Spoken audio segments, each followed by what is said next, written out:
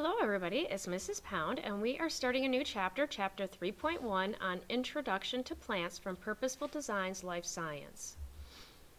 Today we're going to focus on section 3.1 on the types of plants.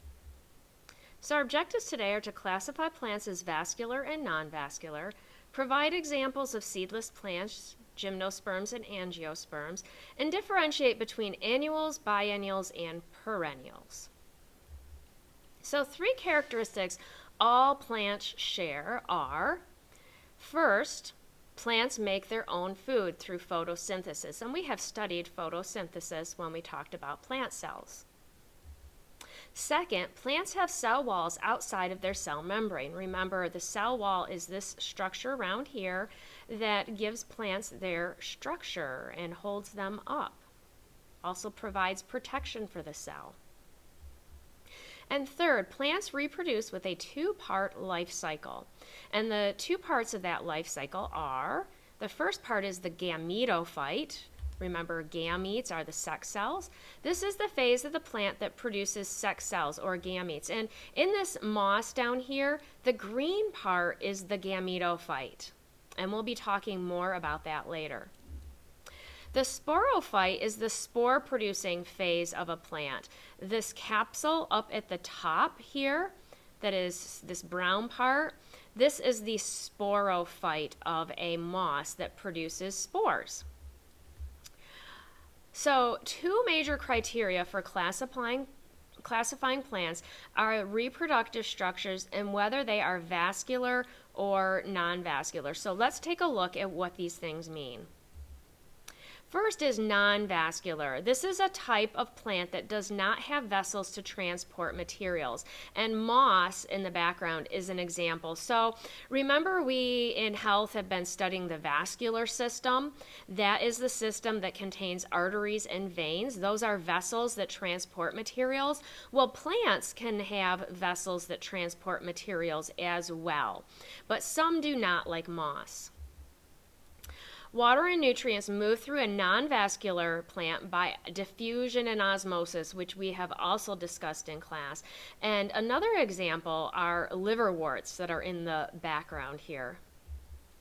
And so the three kinds of non-vascular plants are mosses that I already showed you, liverworts, and hornworts. And in the background here is a picture of a hornwort. The one that you're most familiar with are mosses. You probably have not seen a liverwort or a hornwort. Now, vascular plants are a type of plant that has vessels to transport materials. And most of the plants that you are familiar with, and most of the plants in this picture in the background, and there's some moss there, are vascular plants. Vascular plants are classified by their different methods of reproduction. So seedless plants reproduce by spores. So that is the first category. And in fact, I have a fern back here. That is a seedless plant. It reproduces by spores, which are a small reproductive cell that can develop into an adult without fusing with another cell. The structure right here on this club moss will produce spores, and so this is a type of club moss. And so the examples are ferns and club mosses, and here's another type of club moss as well. Now, gymnosperms are a vascular cone-bearing plant with seeds that are not enclosed. They reproduce with seeds but no flowers. And so in the back is a cyad. Cyads are palm trees, and this is forming a cone right here, which is its reproductive structure.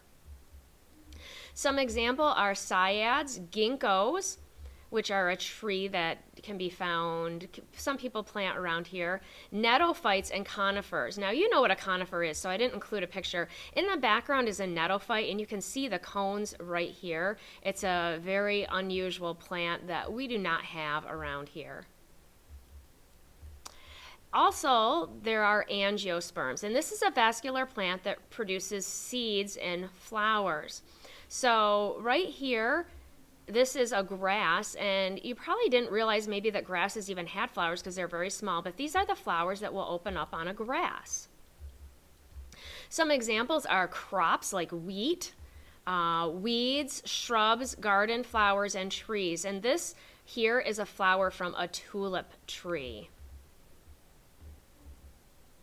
Angiosperms are divided into groups according to their lifespan. So here's a further classification, and there are all kinds of angiosperms, flowering things in the back here. They can be annuals. This is a plant that completes its life cycle in one growing season. We're getting ready to plant things soon, and maybe your mother plants a lot of annual flowers, and these are flowers that have to be bought every year. So maybe your family buys these annuals every year. Their stems are often herbaceous, meaning that they're green and like herbs. And some examples are petunias, wheat, corn, rye, and rice. These are things that must be planted every year. They grow and they die. There are also biennials. This is a plant that completes its life cycle in 2 growing seasons. And so we have a carrot here. They grow roots, stems, and leaves the first year, but don't produce flowers and seeds until the second year. In the background here is a celery flower. So this is growing in the second year. So some examples are carrots, celery, and lettuce. Lettuce is also a biennial that has a 2-year life cycle. My raspberries are also have a 2-year life cycle in my garden. They grow a cane the first year, and the second year that cane will produce fruit, and then it dies and I have to cut it out.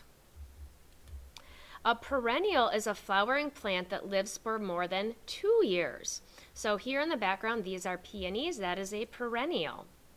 And you probably maybe have some perennials in gardens at home as well.